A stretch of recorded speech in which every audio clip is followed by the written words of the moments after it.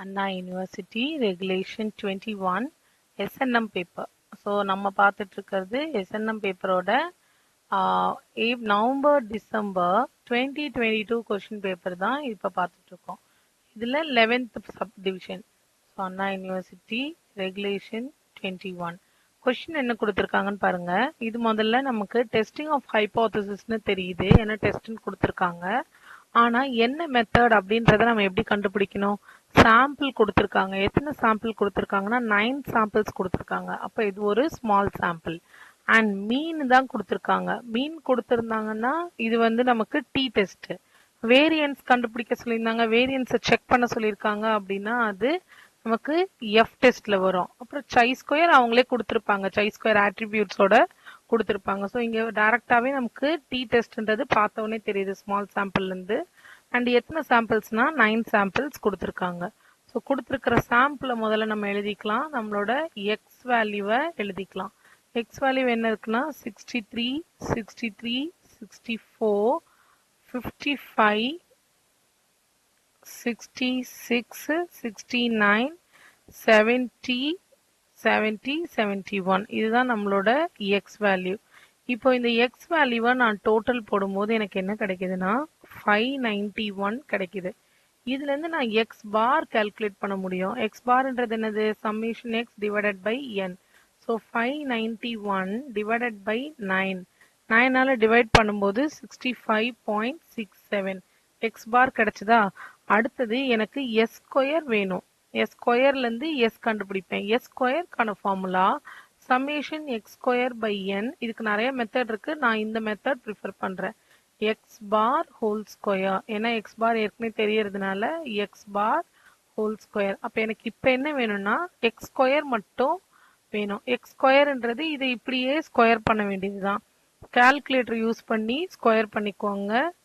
3969 4096 3025 4356. So next 69 square வந்து 4761, 70 வந்து 4900, இதுவும் 4900, அடுத்தது 5041. இதெல்லாம் டோட்டல் போடும்போது நமக்கு 39017. இதை கொண்டு வந்து இந்த ஃபார்முலால சப்ஸ்டியூட் பண்ண போறோம். 39017 divided by 9 minus x bar 65.67 whole square. அப்ப என்னோட எஸ் ஸ்கொயரோட வேல்யூ என்ன கிடைக்குதுன்னா 23.11. பட் நமக்கு வந்து என்ன வேணும்னா எஸ் தான் வேணும். So s is equal to square root of 23.11. இதுக்கு ஸ்கொயர் ரூட் எடுக்கும்போது நமக்கு கிடைக்கிற வேல்யூ 4.8. ஸோ இதுக்கப்புறமா நம்ம நல் ஹைபோதசிஸ் அதெல்லாம் எழுதலாம். கொஸ்டின்ல என்ன கொடுத்துருக்காங்க? இந்த 9 வேல்யூஸ் கொடுத்துட்டு has been chosen from new population.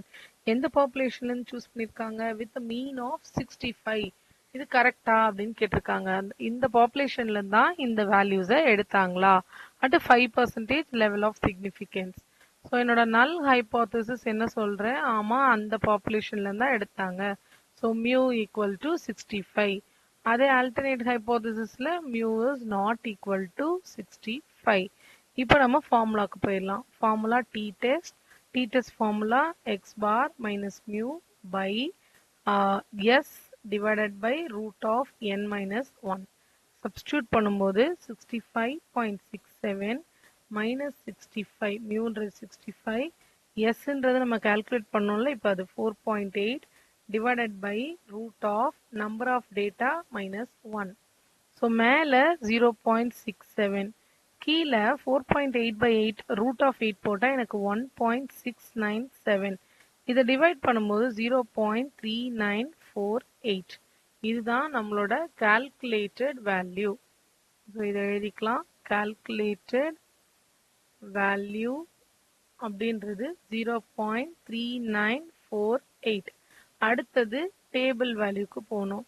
Table வேல்யூக்கு எனக்கு என்ன தெரியணும் அப்படின்னா டிகிரி ஆஃப் ஃப்ரீடம் தெரியணும். ஸோ இங்கே டிகிரி ஆஃப் ஃப்ரீடம்ன்றது v equal to n minus 1. இப்போ 9 மைனஸ் 1 விச் இஸ் 8. ஸோ இந்த 8க்கு 5% லெவல் பாருங்க. இதுதான் நம்மளோட டி டெஸ்ட் டேபிள். இதில் 8க்கு இங்கே இருக்கு 8. 8க்கு 0.5%. 5%னா 1.860. 1.860. இப்போ நம்மளோட கால்குலேட்டட் வேல்யூ தான் என்னவா இருக்கு, கம்மியா இருக்கு. So calculated value is less than table value. Less than table value இருக்கிறதுனால H not is accepted.